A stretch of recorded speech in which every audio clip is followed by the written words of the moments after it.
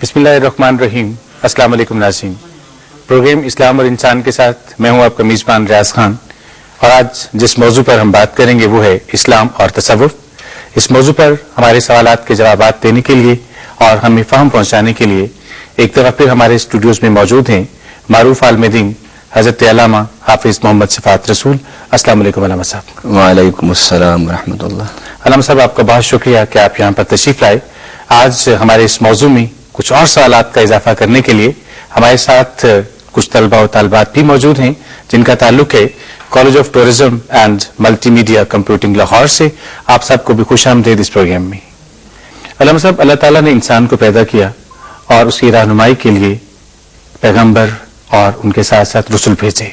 उसके बाद तसव्वुफ, सूफिया, ये भी हम तक पहुंचे। मैं आपसे ये जानना चाहूंगा कि तसव्वुफ की बुनियादी तारीफ क्या है और तसव्वुफ के लिए कौन से ऐसे अज्जा हैं जिनका होना जरूरी है। बिस्मिल्लाहिर्रहमानिर्रहीम।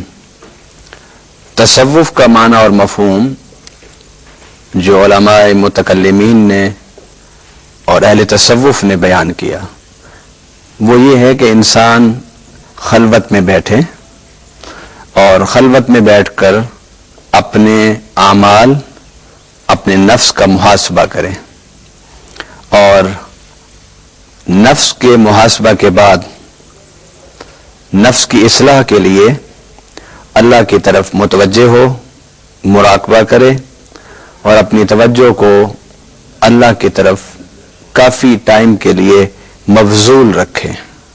अल्लाह की सोचे, अल्लाह को देखे, अल्लाह के बारे में मुस्तगरक रहे, रब के जिक्र में रहे।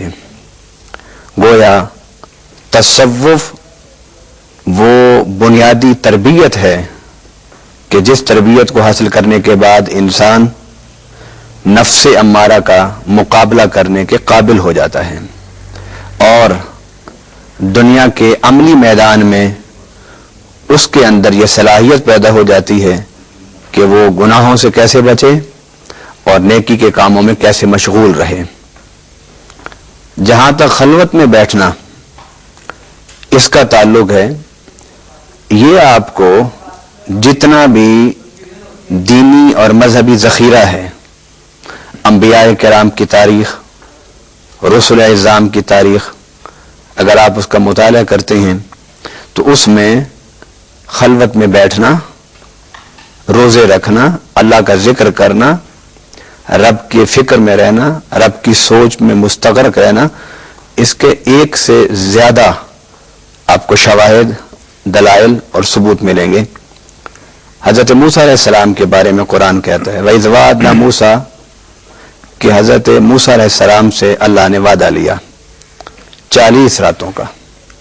कुरान ये कहता है कि पहले 30 रातों की बात की अल्लाह ने कि कोहे तूर पर जाकर खलवत में बैठ के हमें याद करो, हमारा जिक्र करो।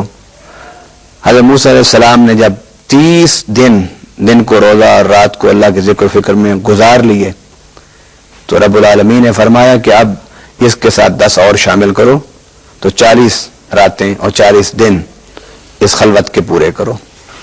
जब वो खलवत मुकम्मल हुई तो कुरान कहता है रब्बुल आलमीन ने हज़रत मूसा अलैहिस्सलाम को तौरात अता फरमाई। तो गोया खलवत में बैठना जहां नफ्स के मुहासबा के लिए है, वहां अल्लाह के जिक्र के लिए भी है। जहां अल्लाह का जिक्र होता है फिर अल्लाह का कुर्ब मिलता है, और जब इंसान को अल्लाह का कुर्ब मिलता है तो अल्लाह उस मुजाहदा कुर्बत के बदले में, सिला में अल्लाह इनाम अता फरमाता है। और दुनिया में सबसे बड़ा इनाम इसके अलावा और कोई नहीं कि इंसान अल्लाह के करीब हो जाए और अल्लाह ताला से वो नेमतें हासिल कर ले कि जिन नेमतों को पा लेने के बाद दुनिया और आखिरत में वो सुरखरू हो जाए।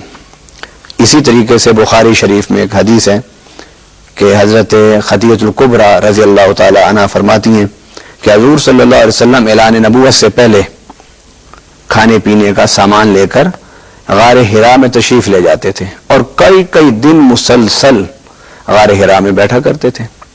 मक्का से दूर है, पहाड़ की चोटी पर हाजी और उम्रा करने वाले लोग जानते हैं कि एक जवान आदमी के लिए भी वहां चढ़कर जाना और बैठना एक मुश्किल काम है, لیکن نبی پاک صلی اللہ علیہ وسلم مکہ کی آبادی سے نکل کر غار حرا کے تنہائیوں میں جا کے بیٹھتے تھے، اور جو کھانے پینے کا سامان چند دنوں کا ہوتا تھا، جب حضور واپس تشریف لاتے تو اس میں سے بہت کم کھایا ہوا ہوتا تھا اور باقی بچا ہوتا تھا.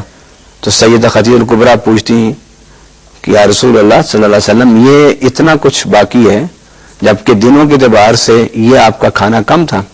تو فرمایا کہ میں وہاں اللہ کے سوچ و فکر میں اور ذکر میں اتنا مشغول ہوتا ہوں کہ مجھے کھانے کی طرف توجہ نہیں رہتی.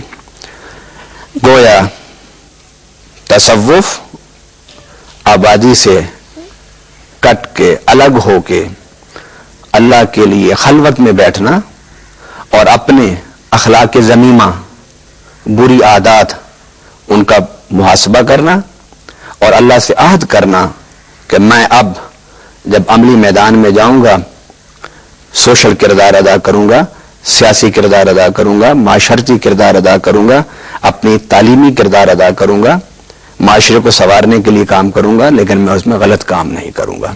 گویا تصوف کی بنیاد خلوت نشینی پر ہے، اور خلوت نشینی کا واحد مقصد ہے کہ انسان اپنے ماضی کے گناہوں پر احتساب کرے، اللہ کی یاد میں مستغرق رہے، اس کے سوچ میں ڈوبا رہے، اور ایک روحانی قوت کے ساتھ دوبارہ پھر عملی زندگی میں آ کے دین کی خاطر اور انسان کی منفعت کی خاطر مشغول ہو جائیں. علامہ صاحب، یہ تو آپ نے اس کے اصطلاحی معنی ہمیں بتائے بڑی تفصیل کے ساتھ. اس کے لغوی معنی کیا ہیں؟ لغات میں تصوف کو ہم کس طرح سے دیکھتے ہیں؟